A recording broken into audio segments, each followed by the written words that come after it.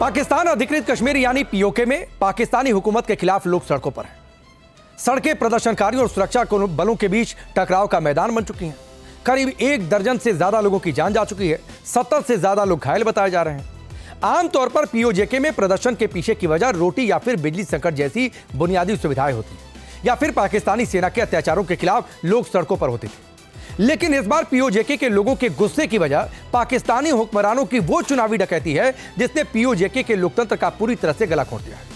पाकिस्तानी सरकार ने पीओजेके की असेंबली में 12 आरक्षित सीटों का एक ऐसा चोर दरवाजा तैयार किया है जिसके जरिए इस्लामाबाद में बैठी सरकार तय करती है कि मुजफ्फराबाद की कुर्सी पर कौन बैठेगा, यानी कौन वहां पर हुकूमत चलाएगा। दरअसल पीओजेके में प्रदर्शनों का नेतृत्व ज्वाइंट अवामी एक्शन कमेटी यानी JAAC कर रहा है।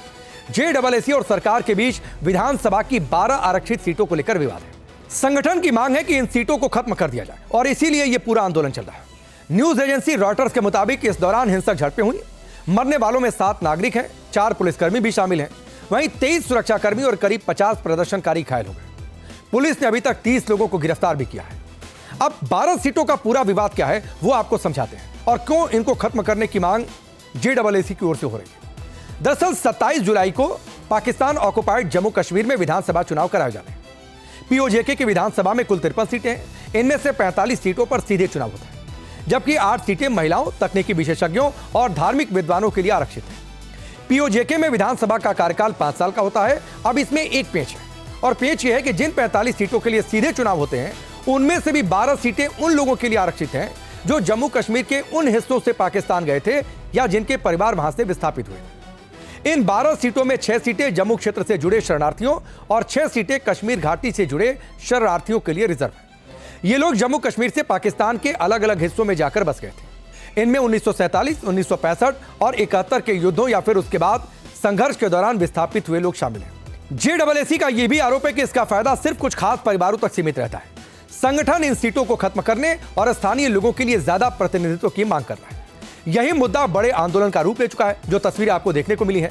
ज्वाइंट अवामी एक्शन कमेटी ने इन 12 सीटों को समाप्त करने की मांग की है और इसके लिए उनका तर्क है कि इन सीटों पर चुनाव प्रक्रिया निष्पक्ष नहीं हो पाती है। इसके अलावा अक्टूबर 2025 में हुआ मुजफ्फराबाद समझौता भी इस मौजूदा विवाद की एक वजह है। यह समझौता पाकिस्तान सरकार और पीओजेके प्रशासन और JAAC के बीच पिछले वर्ष हुए हिंसक आंदोलनों के बाद हुआ था। उस समय लगातार विरोध प्रदर्शन हुए थे।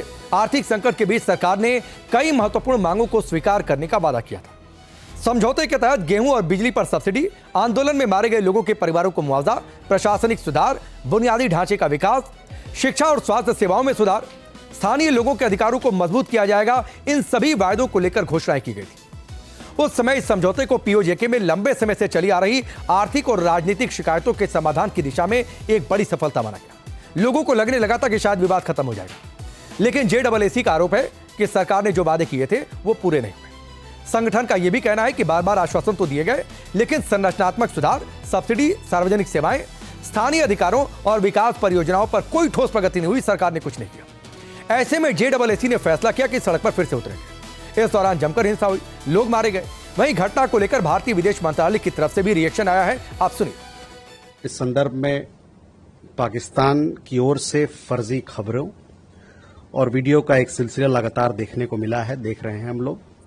यह अपनी विफलताओं को छिपाने और अपने मानवाधिकारों के उल्लंघन, हनन के से ध्यान भटकाने का पाकिस्तान का हताशापूर्ण प्रयास है। पाकिस्तान ने कब्जे वाले कश्मीर में भीषण पुलिस बर्बरता की खबरें हम लोगों ने देखी है। कई एक रिपोर्ट देखने में आया है जिसमें कई एक प्रदर्शनकारी मारे गए हैं और कई एक बुरी तरह से घायल हैं।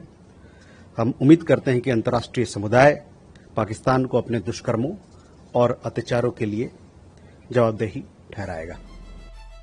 पीओजेके में हुई हिंसा को लेकर जम्मू कश्मीर के human rights activist Taslima Akhtar ने पाकिस्तान सरकार पर निशाना साधा। क्या उन्होंने कहा वो भी आप सुनिए। मैं पुरजोर अल्फाजों से जो पाकिस्तान ऑक्युपाइड जम्मू एंड कश्मीर में इनोसेंट सिविलियंस के साथ वायलेशन अभी हो रही है बाय पाकिस्तान आर्मी और जो उन मासूम जानों को उन्होंने खून की होलियों में तब्दील किया है, पुरजोर अल्फाजों से उसका कंडम करती हूँ, क्योंकि ये पूरी वर्ल्ड की जो ह्यूमन राइट्स इंटरनेशनल ऑर्गेनाइजेशंस है उनको इस पर आवाज़ उठानी चाहिए कि पाकिस्तान की आर्मी और गवर्नमेंट मिलके पाकिस्तान ऑक्युपाइड जम्मू एंड कश्मीर में अभी इनोसेंट मजलूमों की आवाज़ को दबा रहे हैं।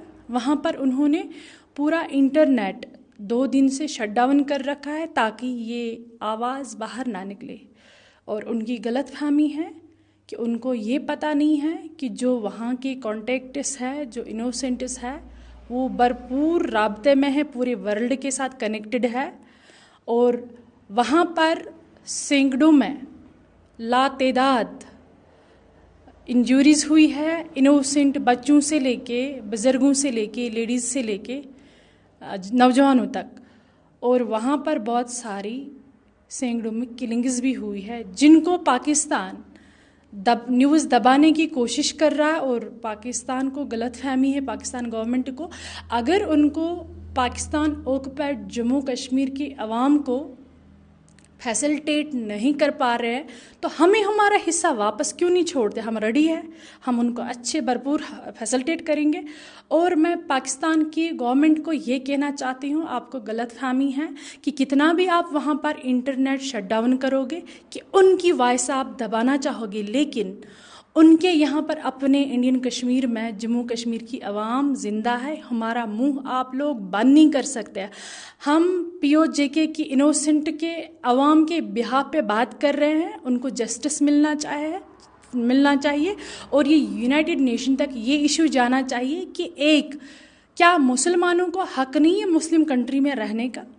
अभी तो इलेक्शन को भी टाइम है। अगर एक सिविल सोसाइटी टाइप की एक जॉइंट एक्शन अवामी वो कमेटी बनी थी, वो खाली वहाँ पर वॉइस रेज कर रहे थे अपने उन बेसिक फंडामेंटल राइट्स के लिए, और उस सिविल सोसाइटी को भी बैन कर दिया गया है।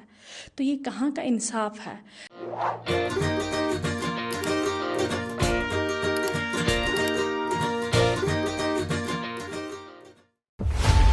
सच की दुनिया खामोश नहीं रहती, और जब सवालों की आग बुझने लगे तब लौटता है वो।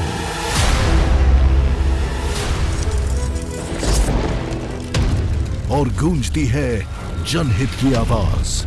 चक्रव्यूह आपके अपने सुमित अवस्थी के साथ बहुत जल्द टाइम्स नाउ नव भारत पर।